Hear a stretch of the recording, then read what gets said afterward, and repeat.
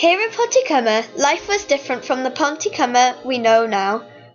The valley has been through some significant changes since the 1930s and 1940s, and we've always wondered what it would have been like to live in the valleys during World War II.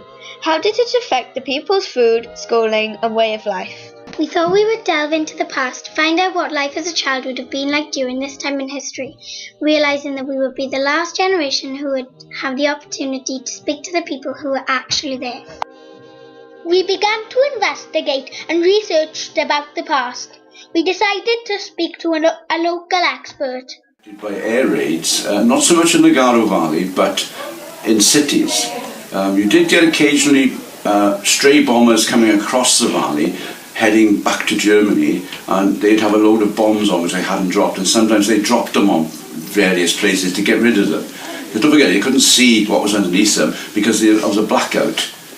Right, so you have to think, oh well, relatively safe here, we'll just unload our bombs. And there's lots of cases where bombs were unloaded on villages by mistake, and bombs dropped on mountains. And in the war, food was scarce. In Pontycymer, people would shop locally and would buy whatever they could get. Food like oranges were a real luxury.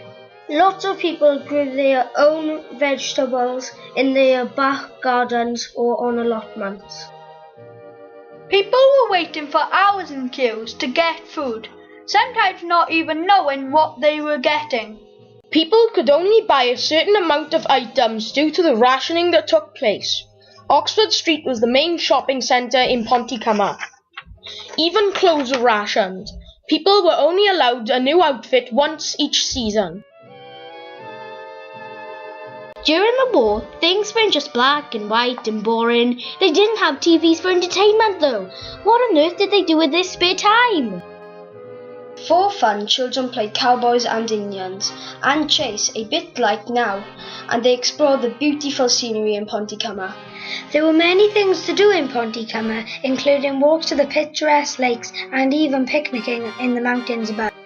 These beautiful areas are still in the valley today.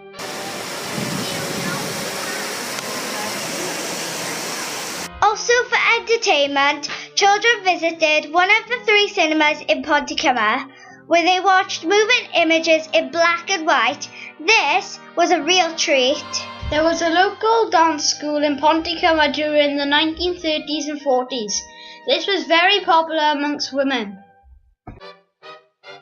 The central hubs of the community were the churches and chapels. People of the valley gathered here to worship and sing hymns, but it provided people with a lot more. The tabernacle was used apart from being a chapel anyway, but the rooms behind the vestry were used as meeting places. First aid was practiced there, very important because you didn't know that there might be a bomb and you might have to help out. Clothes were collected there, again for people who were bombed out.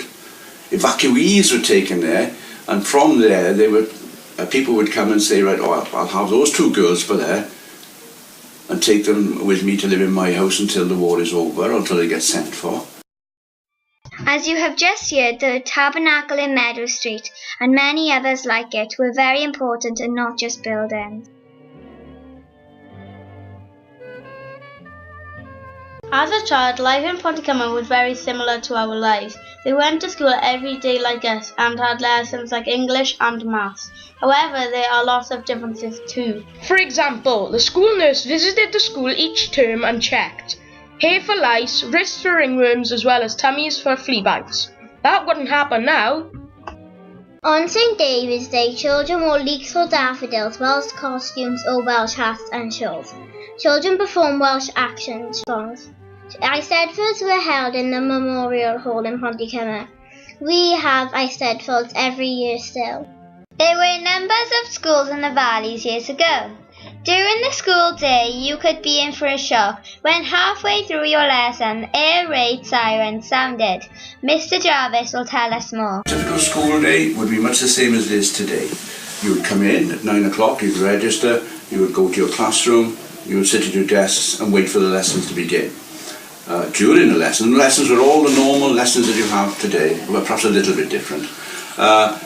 But what you would have is, at some time during the day, maybe your teacher would either say, right class, air raid drill, and you would have to reach into your little cardboard boxes, get your masks out, put them on, stand up and walk quietly out of the classroom to the cellar of the school where you would find shelter.